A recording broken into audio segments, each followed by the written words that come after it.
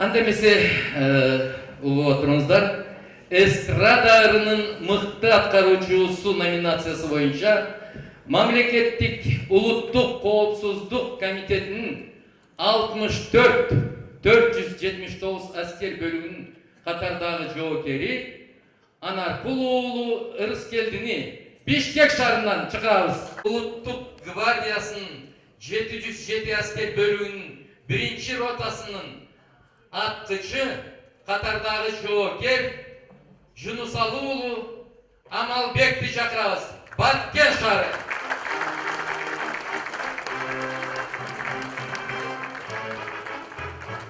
Биринчиси Анаркул уулу Ырыскелди.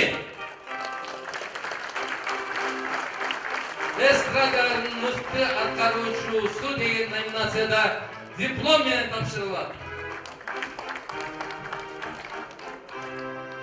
Жунусалы уулу Амалбек, Баткен шаары. Эстраданын мыкты аткаруучусу. Мыкты төкмө акын номинациясы боюнча Кыргыз Республикасынын куралдуу күчтөрүнүн генералдык штабынын 20636 аскер бөлүгүнүн катардагы жоокери Дөдөкбай уулу Акылбек, Балыкчы шаары чакырылат.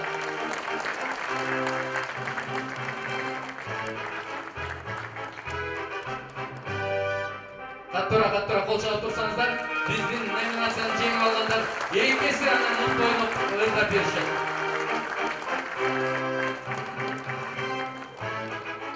Мыкты коомду күзөтүү департаментинин улук радиотелефонисти чакырылат. Мына ушундай кол чабыш керек.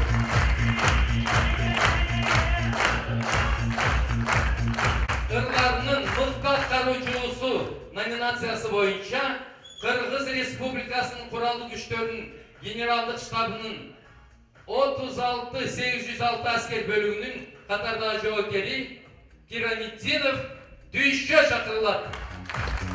Кош шаары.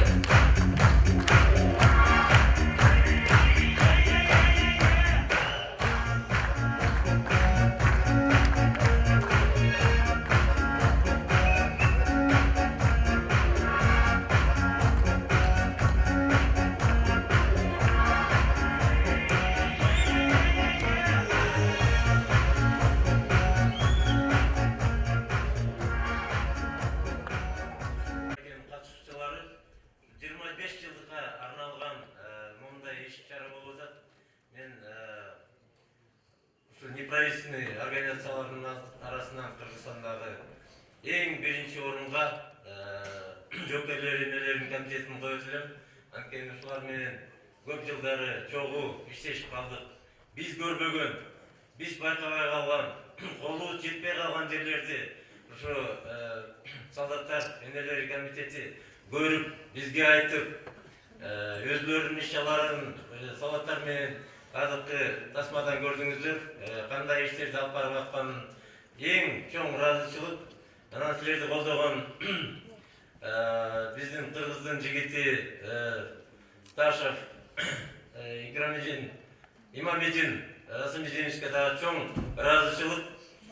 Мен ойлойм, ушу солдаттарды биздин куралдуу күчтөрдү кайсы бурчуна барбасаңыз, биздин жигиттер дайыма сизди тосуп алат деп ишенем. Рахмат. Кыз келди.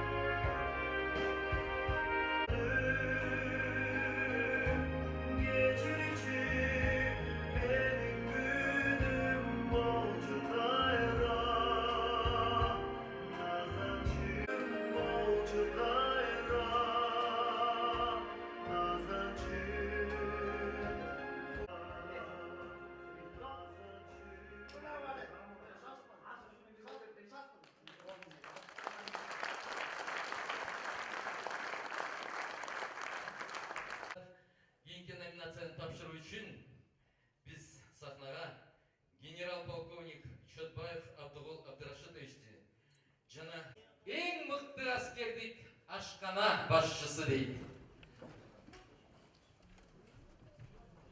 Жұпар мұқтарына келтасыз бі? Эркинбек Жамалиевич шақырылады. Бишкек шақырылады.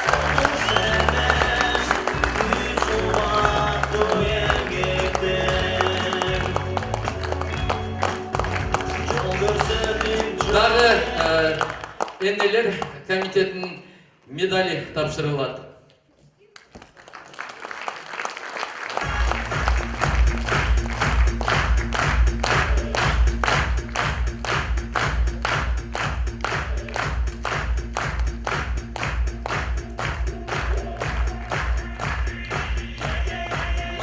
Мемлекеттік шекара қызметінің 20-22 әскер бөлімінің прапорщигі Дүйшебаев Нұрдықал Қалилович шақырылады.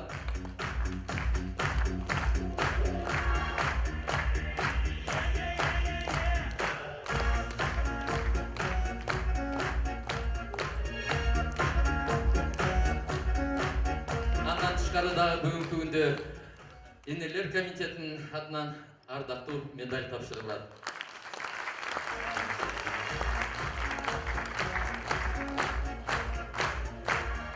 Республикасының құралды күштерінің генералдық штабының 73-809 әскер бөлімінің старшинасы Абдыласов Айбек Үсенбекович шақырылады. Қойташ айылына.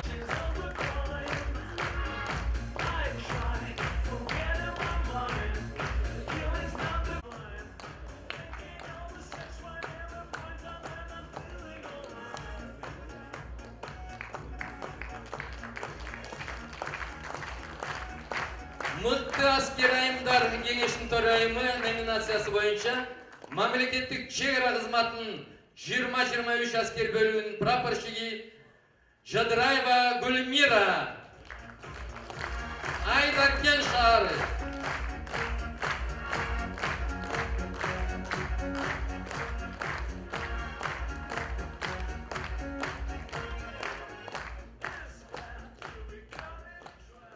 Дағы медаль тапсырылады.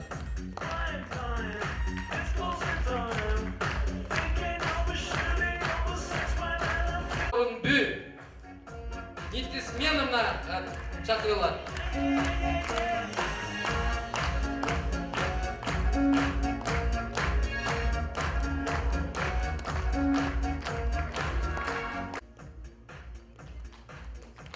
Медаль для удостоверения.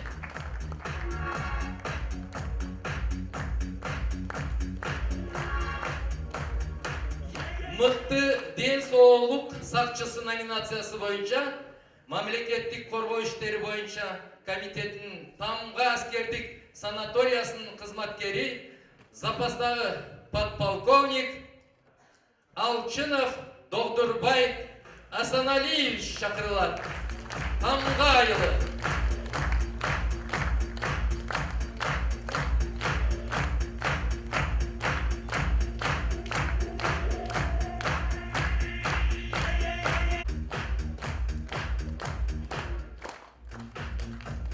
Анда месе сөз кезек сіздерде. Уважаемые солдатские матери, военнослужащие, гости сегодняшнего мероприятия. Со времен основания Комитета солдатских матерей, как общественная организация, играла и играет очень огромную роль в вопросах патриотического воспитания наших солдат, сержантов и молодых офицеров и прапорщиков тоже. Мы знаем, что мнению солдатских матерей прислушиваются не только сержанты наши, командиры, но и офицеры, прапорщики, генералы. Ежегодно подводятся итоги, проводятся конкурсы на лучшую воинскую часть, на лучшего старшину, лучший повар, лучшее материально-техническое тыловое обеспечение в воинских частях. И это дает большое подспорье нашим командирам в выполнении боевой задачи. Наша оборонная спортивно-техническая организация Кыргызской Республики тесно взаимодействует с Комитетом солдатских матерей. Мы проводим совместные мероприятия. И на следующий год у нас планировано в честь 90-летия ДОСААФ Кыргызской Республики очень много мероприятий.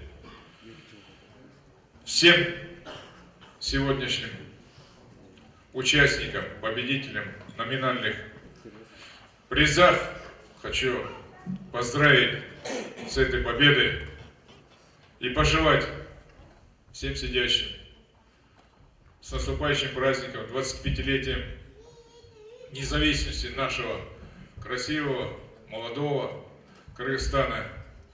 Хочу пожелать всем офицерам и прапорщикам, солдатам и сержантам, генералам крепкого здоровья, счастья, благополучия и, самое важное, как мы в советское время говорили, успехов в боевой и политической обстановке. Спасибо.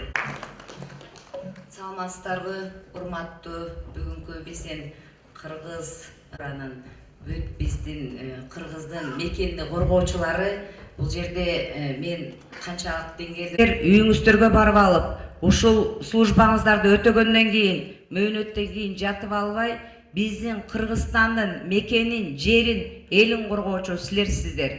Биз сиздер бар үчүн энелер тынч уйкуда болобуз. Чындыгында былтыркы 2000 жасагандарыңардын иш-чараларыңардын баарын көрүп отуруп, ынанып бизге тынчтык, ынтымактык, биримдик чакырып келе жатат. Улкан Жумашевнага сиздер, күч структуралар, жана ошондой эле билим берүү министрлиги, жана ошондой эле саламаттыкты сактоо министрлиги менен чогуу иш-чараларды жасайлык деп. Улкан эже баштаптыр. Мен сиздерди эмне деп айтар элем? Жана ошондой эле ушул жерде отурган полковниктерибиз, жана ошондой эле эң кенже солдаттарыбыз 5 жылдык мааракеси менен куттуктап кетүүгө уруксат этиңиздер. Ушул жыл баарыңыздар үчүн, кыргыз эли үчүн жакшы жылдардан, жемиштүү жылдар бүткүл дүйнөлүк оюну башталып турат. Ошондой эле шорт болот. Кыргызстан аябай бизге жакшылыктын нышанын көрсөттү. Ушул биздин Кыргыз Республикасынын президенти үчүн тарыхчына маданият жылы деп, тарыхы болбой эл болбойт дейт. Тарыхыбызды көтөрүп чыгат абдан чоң зоок программасы болот. Мен ушул убакытта айтар элем.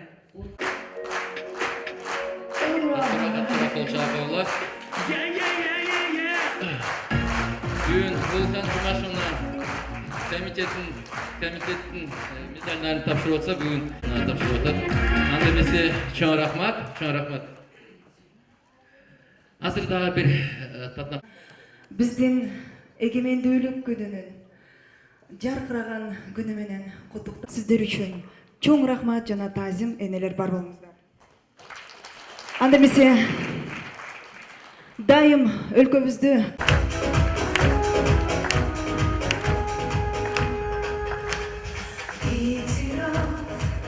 ediyorum sana itiraf. Başladı yanar aşklara tadilat. Masumum dışarıdan daha masumum. Maalesef bunun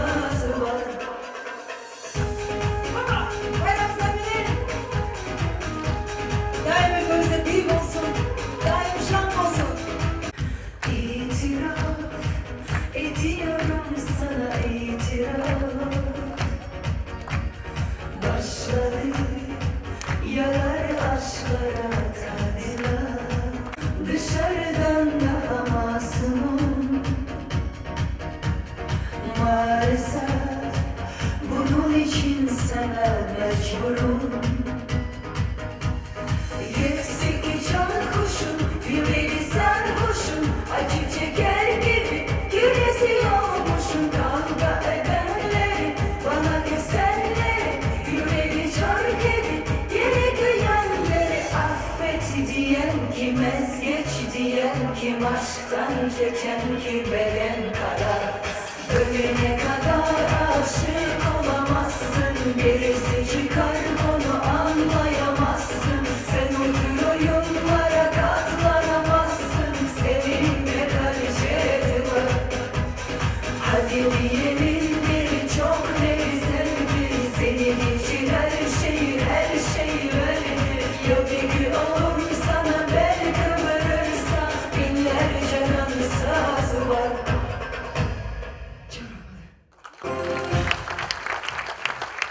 Визиондун ротанын жана заставанын командири деген номинация боюнча тапшыруу үчүн Кыргыз Республикасынын чек ара кызматынын тарбия иштери боюнча башкармалыгынын башчысы полковник Буржуев Чолпон чакырылат. Келиңиз. Жана күзөтүү департаментинин 6-чы окуу батальонунун командири полковник Ибрагимов Мирлан Курманбекович чакырылат.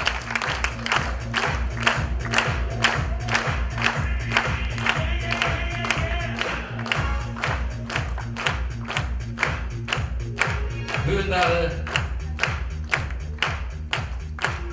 бүгүнкү биздин майрамдык кечибиздин күнөөкөрлөрү жана ошондой эле ушул жерде коноктор баарыңыздарды бүгүнкү майрамыңыздар менен чын жүрөгүмөн куттуктап, ушул жерде отурган биздин апаларыбызга, эжелерибизге арнап койсом, майрамыңыздар менен бар болсун биздин кайнелерибиз. Кайнелер, сиздер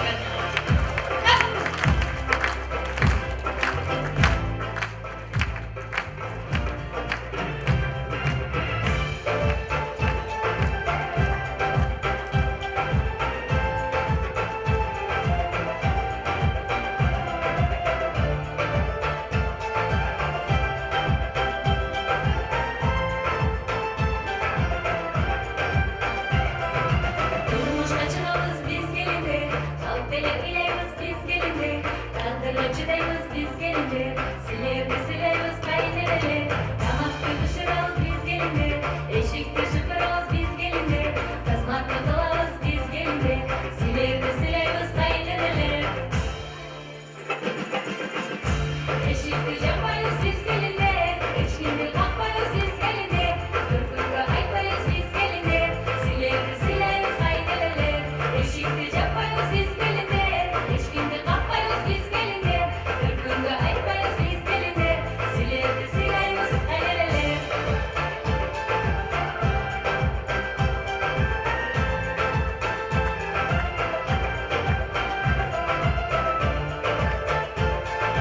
Biz gelinde, çarçasa biliriz biz gelinde, siz bize dileyiz kaynelere, ballarda görüyoruz biz gelinde, siz için görüyoruz kaynelere, sözlerden yukarız biz gelinde.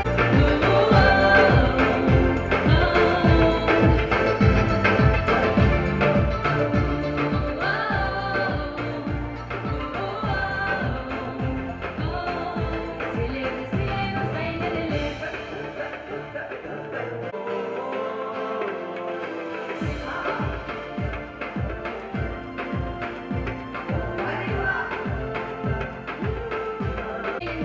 Ertele yatmayız biz gelinde, sileriz kaynelere, barışın götürürüz biz gelinde, kaynansın götürürüz biz gelinde, pazarga dönelim kaynelere, unutmak olursun bu kendiler, durmuşta bolları dört mesele, görülüp verirsin nelerele, gelinlerimle kaynelere, unutmak olursun bu kendiler, durmuşta bolları dört mesele, görülüp verirsin nelerele, gelinlerimle kaynelere, unutmak olursun bu kendiler, durmuşta bolları dört mesele, görülüp verirsin nelerele, gelinlerimle kaynelere nelerele.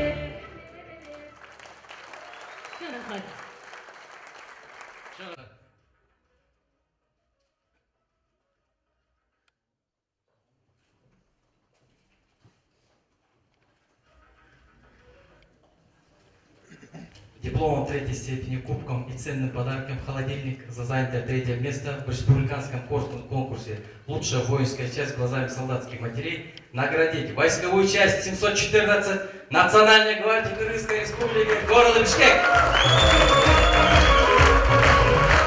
Кыргыз республикасы Куралдуу күчтөрүнүн генералдык штабынын 714 аскер бөлүгү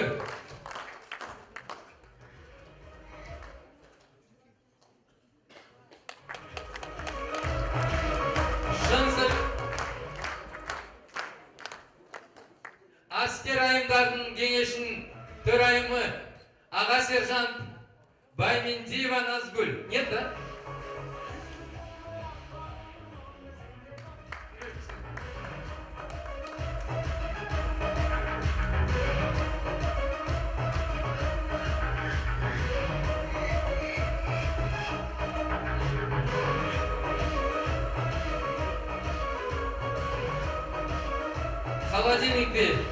Холодильникте тапшырып койсо да болот, көрсөтүпчү.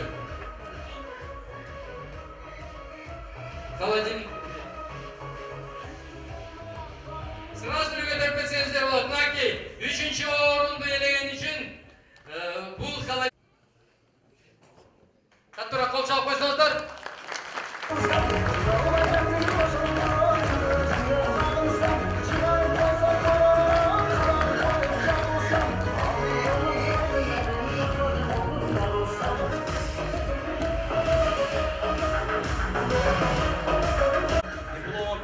Степени, кубком и ценным подарком холодильник за занятое 3-е место в республиканском конкурсе «Лучшая воинская часть глазами солдатских матерей» наградить войсковую часть 714 Национальной гвардии Кыргызской республики города Бишкек.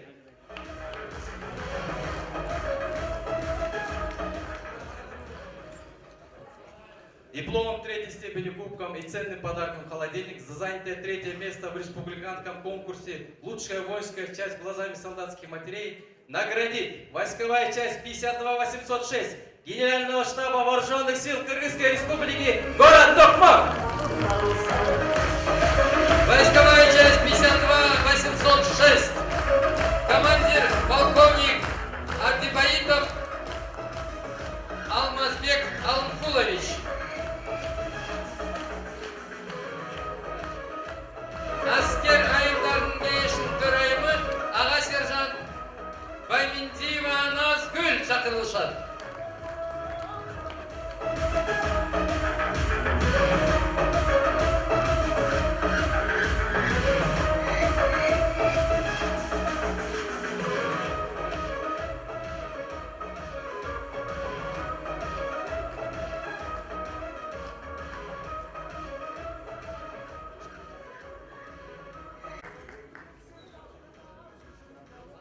Ошол мүмкүнчүлүк менен пайдаланып, силерди келе жаткан байрамыңыз менен куттуктап,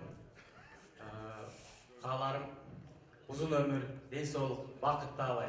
Бар болгула кыргыз элим. Кымбаттуу Нурлан Нурдинович, кымбаттуу биздин демөөрчүлөр жана биздин аскердик тарыхтын башчылары генерал-полковник Чокбаев, генерал-майор Кожошов и генерал-майор Алымкожоев. Мына биз 2015 жылы Улкан Жумашна менен бүт аскердик бөлүктөрдү кыдырып чыктык.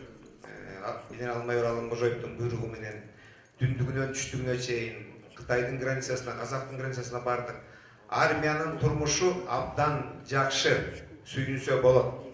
Ошондуктан мына Улкан Жумашна, Алпеш Аскербековна и Динара Мухтаровна кылып аткан иштер бул чоң министерствонун иштери деп айтсак болот. Абдан жакшы. Кубанабыз. Мындай иштер токтолбосун. Улкан Жумашнанын кылган иши абдан оор жана сыймыктуу. Мына ушул залда бардык куралдуу күчтөрдүн уюмдарын бир эле энебиз кошуп койду. Буга кол чаап жыргасак болот. Давайте Улкан Жумашна ошонун коллективине чоң рахмат айтып коелу.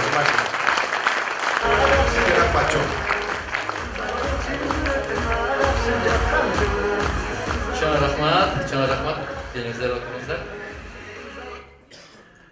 Анда эмесе мыкты аскердик бөлүк энелердин көзү менен сынақтың екінші орын иелегенін біліш үшін конвертті ашуға полковник Темиров Артур Маратовичті шақырамыз. Награждается войсковая часть 2029 Государственной пограничной службы Кыргызской Республики. Кеңешбекович, өздік құрам менің үште бойынша командирінің орынбасары полковник Алакүчіков Асылбек Жұмабекович, әскер айымдарының кеңесінің төрайымы аға сержант Рысалиева Кундуз Абдықадыровна шақырылышы. Құттықтаймыз. Тұратын жауап башаңыз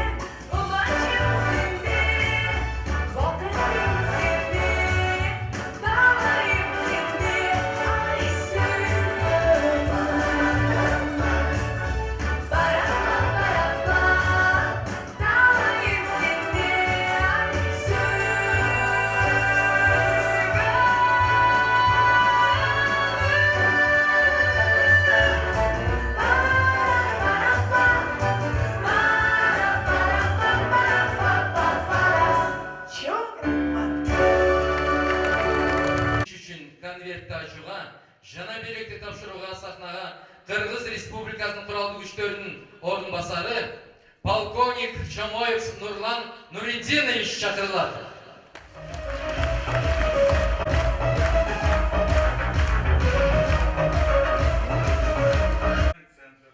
За занятое первое место в республиканском конкурсе «Лучшая воинская часть глазами солдатских матерей» наградить войсковую часть 81 497 Министерство чрезвычайной ситуации Кыргызской Республики, село Чапалак, Орской области. Өзгөчө кырдаалдар министрлигине караштуу 81-497 аскер бөлүгүнүн командири полковник Жумабаев Жунус Садырбекович, өздүк курам менен иштөө боюнча командирдин орунбасары майор Кудабаев Элдияр Абдыкеримович шакырылат.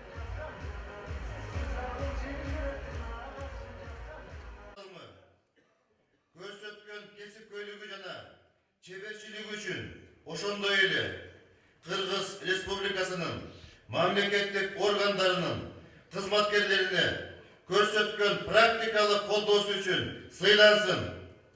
Кыргыз Республикасынын куралдуу күчтөрүнүн генералдык штабынын 1-чи даражадагы милдетке бекемдиги үчүн медалы менен Ташев Имамиддин Асамиддинович,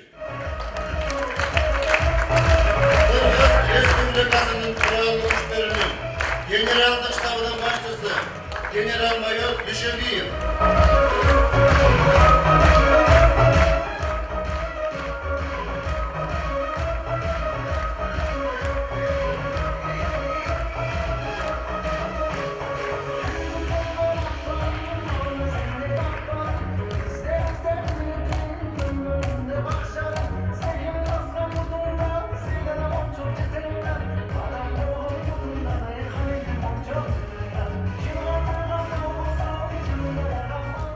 Кетпей тұрыңыз. Андемесе, hurmatly меймандар, мынакей бүгүнкү ушу мыкты аскердик бөлүк энелердин көзүменен сынактын башчы демөөрчүсү биздин KG Group құрылыш компаниясы біздің башқы директор менен бүгінгі көп жардамдарды берді. Бізге ғана емес, ұшы Қырғызстанда жашаған тұрғындарға біздің артист Дубана аяқтарына квартира беріп тұр. Көп артистерге, көп ұшы Қырғызстанға учур болған біздің тұрғандарға өзінің квартираларының тапшырып берілген. Азыр болса, біз болсақ ұшы Ташев Имамидин Асамидиновичті шақырып, үш жерге бердік, тапшырдық. Өзінің медалімді анан шығардағы бүгінгі конвертті ашып берішін сұраймыз. Гран-при елеген біздің ең мықты әскер бөлік бұл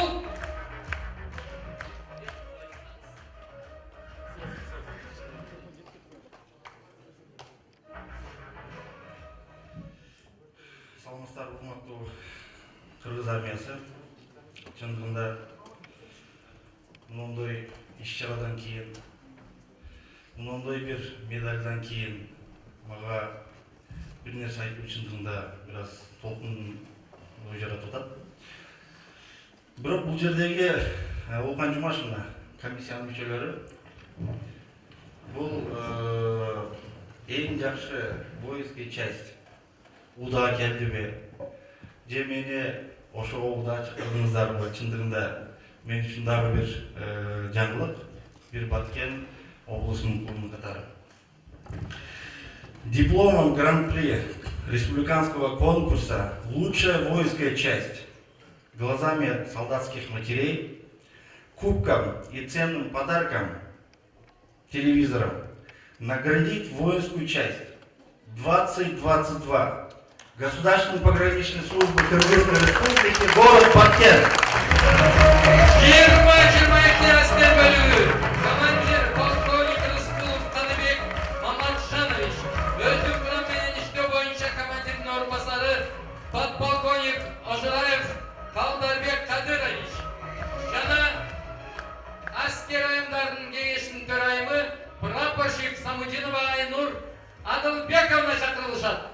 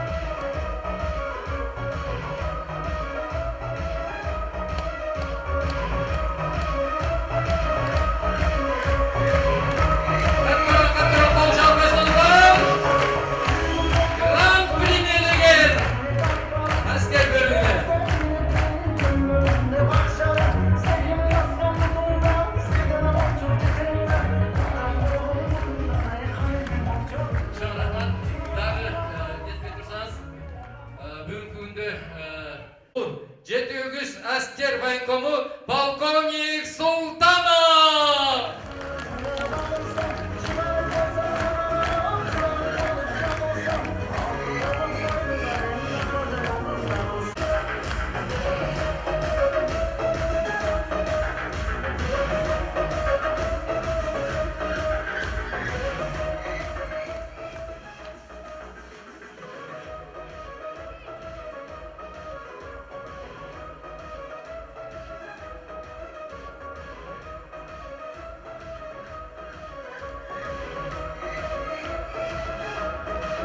Құттықтаймыз.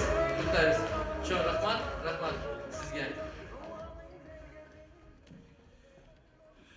Мынча медальдан кейін ағай сөйлөбөй чыгып кетсе уят. Бұл медаль мен үшін жоопкерчилик. Бұл жоопкерчиликти сезе билип, Биринчиден мына бүгүнгү утукка жеткендер. Кыргызстан республикалык деңгээлдеги бир конкурстун утукка жеткендердин белектер менен чын ыкыластан куттуктайм. Мен ойлойм, баарыңыздар Кыргыз армиясы бул белектерди жоопкерчилик катары кабыл аласыздар. Ушул күнгө чейин мыкты болуп атсаңыздар, эмки жылдан баштап мындан кийин дагы мыктылар болосуздар деген үмүттөмүн. Ошону менен бирге Улкан Жумашевна 2 мүнөт чыксаңыз. Мындай Улкан Жумашевнаны эне катары таандым. Бирок бүгүн бул жерге келип бир аз кызганып отурам. Сиз Кыргыздын армиясында энеси экенсиз.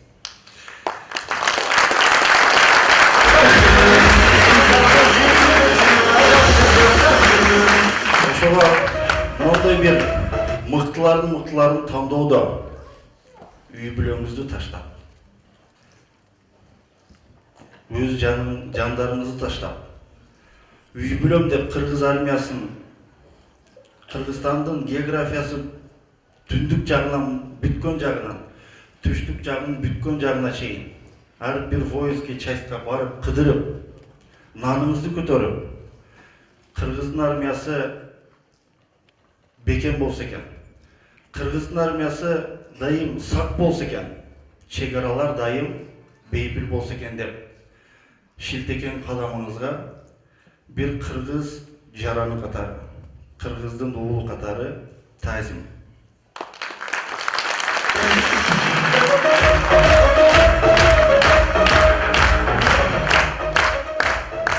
Ошон менен бирге бүгүнгү майрам менен куттуктап, энелер силерге рахмат.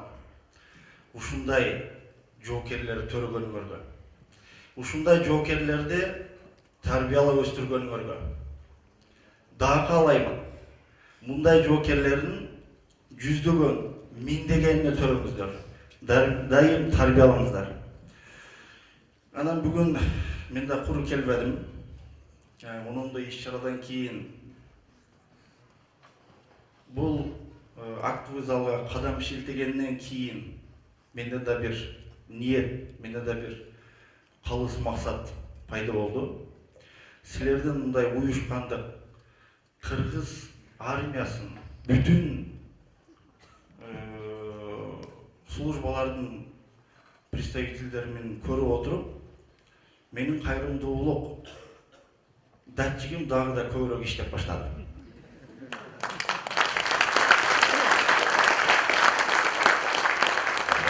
Ошого эмки жылы бул жылдын урматына бул иш-чараны өткөрдүңүз. Терең ыраазычылык. Эмки жылдын урматына буну кандай таржымалдайсыздар? Улкан Жумашевна баш болуп Кыргыз армиясына ушундай бир конкурска биздин Кейжу групп курулуш компаниясы атынан силер биздин мекенди дайым коргоп, дайым бейпилдикти сунуп бергенче биз да колубуздан келишинче силерге күчтен берип, силерди колдоп, силерге жардам берүүгө дайындайбыз. Ошого эмки жылдын эсеби менен биздин курулуш компаниясынын атынан мондай бир конкурсту, общереспубликанский бир конкурс кылып жарыялап, биздин компаниянын атынан 500 000 сомдук кайрымдуулук Кыргыз армиясына.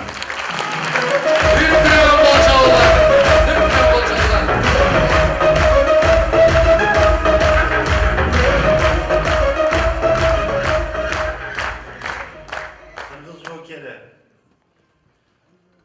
мекенге дайым кызмат кылууга даярмын дейт. Мен дагы сөзүм соңунда элиме, жериме, желегиме дайым кызмат кылууга даярмын. Рахмат.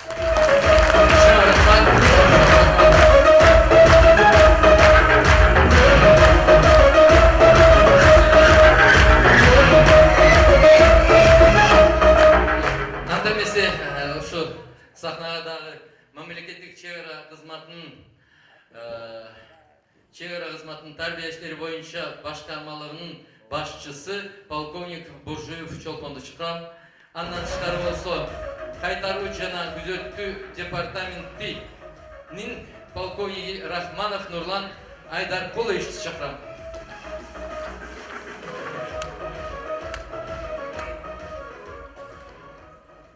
Жолдош генералдар, жолдош офицерлер, жолдош прапорщиктер, солдаттар, ушул бүгүнкү болуп аткан салтанаттуу сынактын демөөрчүлөрү жана биздин айымдар бүгүн аягында жакшы жыйынтык болуп атат.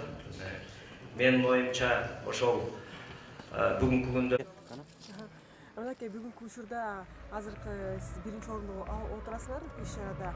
Кандай баягы силерден эме болду, талап болду эле да? Мен биринчиден айтып кетким келет, ушул өзгөчө кырдаалдан министрлигинин 81-497 аскер бөлүгүнүн командири болуп эсептейт элем. Ошол быйылкы жылы ушул энелер, жоокерлер энелеринин комитетинин төрайымы Улкан Жумашевнун ошо инициативасы менен быйыл Кыргызстандагы аскер бөлүктөрдүн немеси өттү, кайсы мыкты аскер бөлүк деп. Ошол иш чарага биз дагы катышканбыз, катышып өзүнүн ошол белгиленген тартиптеги требованиялар менен пол жасап, ошо аскер бөлүк кандай, жоокерлер кандай жашоодо жашайт, азыркы учурда кандай, шаймандары кандай, жаткан жери кандай, тамагы кандай, кийим кечеси, кыскача айтканда ошол бардык аскер кызматкеринде иштеген кызматкерлердин жана жоокерлердин жашоо шарты анан азыркы учурда кандай немеде турат, мындайча айтканда боевой готовность, ошонун бардыгын чагылдырган бир нерселер өзүнүн комиссиясы болду, ошо мүчөлөрү болду, полный ошо аскер бөлүктөрдү барып текшерип көрүп, анан ошонун негизинде бүгүн ушул биринчи местага жетишип отурабыз. Кандай ошо биринчи орунду алганда кандай бир мындай толкундоолор болду? Силер уже билдиңер беле ушу биринчи орунду алабыз деп? Жок, биз билген эмеспиз. Мен ойлогом ушунчалык биринчи орунга жетем деп. Эми бизки жаш, мындайча алганда өзгөчө кырдаалдар министрлигинин эң жаш аскер бөлүгү болуп эсептелет. Анан жаңыдан мындай аракет кылып иштедик. Мен биринчи орунга чындап, биринчи орунду багынтып алам же утуп алам деп ойлогон эмесмин. Ушундай экен, жакшы аракет кылыпбыз, жетишип, ийгиликке жетишип отурабыз. Ошол тууралуу кыскача маалымат берип койсоңуз, мен текстти жазганда. Биз эми кандай десем, бизки типовой аскер бөлүк болгон эмес да. Кийин ошол кичинекей эле батальон болчу, азыр бригадан ошол Бишкек түштүккө которгон да. Түштүктө өзгөчө кырдаалдар көп болгондугуна байланыштуу. Анан ошол мурун зданияны алып беришкен, ошол 81-497 аскер бөлүгү, өзгөчө кырдаалдар министрлигинин 81-497 аскер бөлүгү. Дагы анан уже Ошол аскер бөлүккө 2008 дислокация болгон ошол жерге. Ошондон бери иштеп, мен өзүм ошол частьта лейтенант маалым ушул иш чарага биринчи местени утуп алам деген ошо оюм жок болчу чындап. өзгөргөн аскерлердеги аябай сүйлөнсө. Эми буюрса жогору турган командачылыкка доклад берип коюп, буюрса түштөн кийин жолго чыгабыз деген ойдобуз. Ошко да. Подполковник Жумабаев Жунус Садырбекович. Подполковник Жумабаев Жунус Садырбекович. Айылында жайгашкан республикалык өзүнчө куткаруу отряды. Ош шаарындагы Жапалак айылында жайгашкан республикалык өзүнчө куткаруу отряды. Ооба, мелдеш болду. Мелдештин жыйынтыгында Баткен областы, Баткен аскер бөлүгү биринчи гран-прини алды. Ошол иш чара тууралуу айтып койсоңуз кыскача. Эми бүгүнкү болгон салтанаттуу сынактын жыйынтыгында мен да айтып кетер элем, ошо Баткен чегара отряды гран-прини алды дагы, мамлекет чегара кызматынан дагы бир аскер бөлүгү Талас дагы биздин областтык башкармалык 2-нчи орунду алып атат да. Бул үчүн биз аябай кубанычтабыз.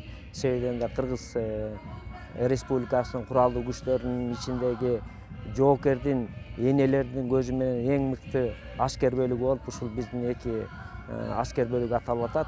Бул жерде бул ошол аскер жетекчилигинин ошол жерде кылган кызматы, ошол жердеги өздүк курамдын кылган кызматы бардык тарабынан ошо сынак жүргүзүлүп, биздин ошол 2 аскер бөлүгүбүз жакшы орунду ээледи да. Бул деген бул ошол аскер кызматында кызмат кылган өздүк курамдын эмгеги бардык жагынан бул күжүрмөн даярдык, штабтын даярдыгы, чегараны кайтаруу, аскердик тартип, жана ошондой эле жашоо турмушунда болгон кылган андан тышкары чек араны кайтарган кызматтар боюнча ушундай жакшы орундарга жетишти. Бул жетишкендиктердин эң баягы эмеси основасы баягы негизичи. Негизи менен аскерлерге жакшы эметиш керек болчу да, условия создавать этиш керек болчу, туурабы? Туура. Бул деген эң биринчи мунун тапшырмасы бул аскерлерди тарбиялоо, мамлекетти, мекенди сүйүүнү, биздин мамлекеттин койгон, ата-энелердин койгон тапшырмасын так сапаттуу өз убагында аткаруу. Ошонун аркасынан ал темирдей тартип, ошонун аркасы менен ошонун жашоо турмушун жакшыртуу, ошонун аркасы менен ошол тартипти бири-бири болгон мамилесин, өзүнүн кызматын так аткаруу, анан мекенди сүйүү. Андан тышкары дагы бүгүнкү күндө эң маанилүү болуп эсептенет келе жаткан муунду мекенди сүйүүгө тарбиялоо. Каяктан? Потому что бул негизи энелердин көзү Чындык. жакшы болсо, ошончолук аскерлер дагы, балдар дагы баргысы келет да. Ооба. Энелердин көзү менен командирлердин, ошол жерде жетекчилердин мындай байкабай калган кемчиликтерин, же болбосо солдаттын ичинде бул жаратылыштын мыйзамы, биз мындан эч качан эч жакка кете албайбыз. Фамилияңызды айтыңыз. Буржуев Чолпонбек. Тарбия иштер башкармалыгынын башчысы. Мамлекеттик чек ара кызматынын тарбия иштер башкармалыгынын башчысы. Эми чындыгында бул кайрымдуулук, бул кылынып аткан иштер бир атуулдук парыз, бир бизнесмендик парыз десем жаңылышпайм. Себебинде акыркы убактарда биз кылбасак ким кылат? Биздин колубуздан азыр күндө келип турганда биз жардам бербесек ким жардам берет деген ой көбүрөөк мени баягы оңго туюуга салып, бир эле кыргыздын армиясына, бир эле жоокерлерге эмес, кыргыз элине дух берүүчү, стимул берүүчү нерселерди көбүрөөк кылганга аракеттенип атабыз. Мен ойлойм, бул иш-чаралар акыркы жолу эмес, биринчи жолда кылган жокпуз. Башыбыз аман болгончо али көп мындай иштерге кол коебуз. Жоокерлердин азыркы учурдагы баягы жашоо турмушу, жоокерлердин баягы жаткан жери бүт эле эмес. Сиздер кандай бир Эми чындыгында азыр күн өткөн сайын бир аз да болсо баягы жакшырууга жол алды десем болот. Себебинде шарттардын түзүлүүсү, шарттардын оңдолуусу буюрса бизге окшогон бизнесмендердин, ишкерлердин колдоолору көбөйүп барат. Ошого мен ойлойм, азыр күндөгү жашоосу, мекенге кызмат кылып аткан шарттары жаман эмес. Буюрса мындан да жакшы болууга биз да бир ишкер катары, биз да бир кыргыз жаран катары бар күчүбүздү сарптайбыз. Мен эми баягы биздин жогорку окуу жайында военный кафедра чайсын өткөргөнбүз. Сизге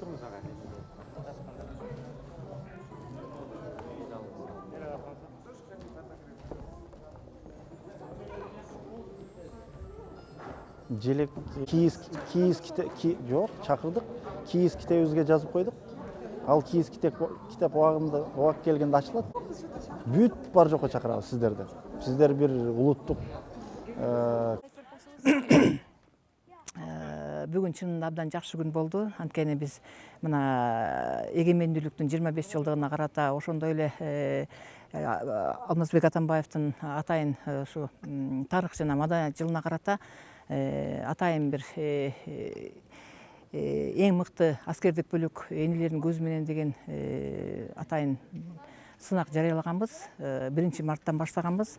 Ошондон бери ошо бардык күч түзүмдөрүнүн барында, ошолордун ичинде бардык заставаларда, отрядтарда, бригадаларда, батальондордо, дивизиондордо бардыгына барып, өз көзүбүз менен көрүп, жоокерлердин көзү менен көрүп, ошол жерде иштеп аткан, служба кылган офицерлерди, ошолордун үй бүлөсүнө таанышып, жакындан таанышып, ошо ушул сынактын баягы өзүнүн атайын критериясы бар.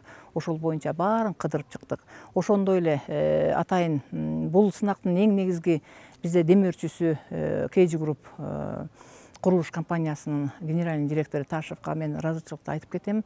Анткени ал киши мына ушул эле сынак эмес, бул дагы акция, апам жапкан нанды сагындым аттуу акцияга дагы ушу жакындан жардам берип 100 000ге жакын акча бөлүп берди. Ошондо деген бүт 7 областтын бардык күч түзүмдөрүндөгү бардык ушу аскер бөлүктүн баарына барып келдик. Мындайча айтканда, ушу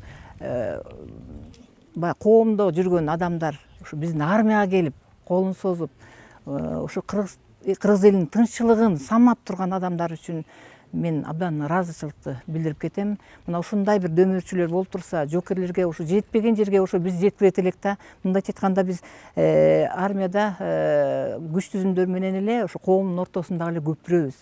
Жардам бере турган эле организация, ушулардын укугун коргойбуз деп эле жүрөбүз. Ошондуктан мына бүгүнкү өзүңүздөр көрдүңүздөр жыйынтыгын 5 баягы сыйлык болгон, эң 2-3 чыгып калды, 2-1 анан гран-при чыгып калды. Ошондо эң биринчи призди ошо баткендиктер алды. Баткен областындагы чегара отряд алды. Анткени деген ал жерде кооптуу, өзүңүздөр абдан жакшы билесиңер. Бардык азыр чегараларыбыз көп жабылбай турат. Ошол жерде биздин жоокерлерибиз живой, как говорится, эме болуп турат да, дубал болуп турат да. Өздөрү менен ошо чегараны коргоп турушат. Анткени алар ант алышкан. Элимди, жеримди, керек болсо жанымда аябайм деген сөзү ар бир ушу аскер кызматкерлеринин жүрөгүндө. Эже, азыркы эми учурда бул келечекте бул конкурс дагы эркүндөйт да, дагы иш эме алат да, күч алат да. Эми биз негизи жылда өткөрөбүз, бирок ушул жылы баягы маданият жылына карата абдан мындай кеңири өткөрдүк. Эмки жыл Кудай кааласа мындан дагы чоң кылып өткөрө турган болуп атабыз. Анткени ушу KG Group курулуш компаниясы дагы ушу демөөрчүлүк кылабыз деп сөз беришти. Ошо кишилерге чоң рахмат. Эми мындан ары дагы ушу биздин деген жоокерлерибиз болобу, ушу аскер кызматкерлеринин мындайча айтканда духун көтөрүү, ушу армиянын аброюн көтөрүү эң негизгиси ошол жерде турат. Эгер армияны карап жакшынакай ушуларды багып алсак, ошондо кыргыз эли тынчыктайт. Байгубатова Уулкан Жумашевна, Кыргыз Республикасынын жоокерлердин энелер комитетинин төрайымы. 0550 30 40 08. 0550 30 40 08.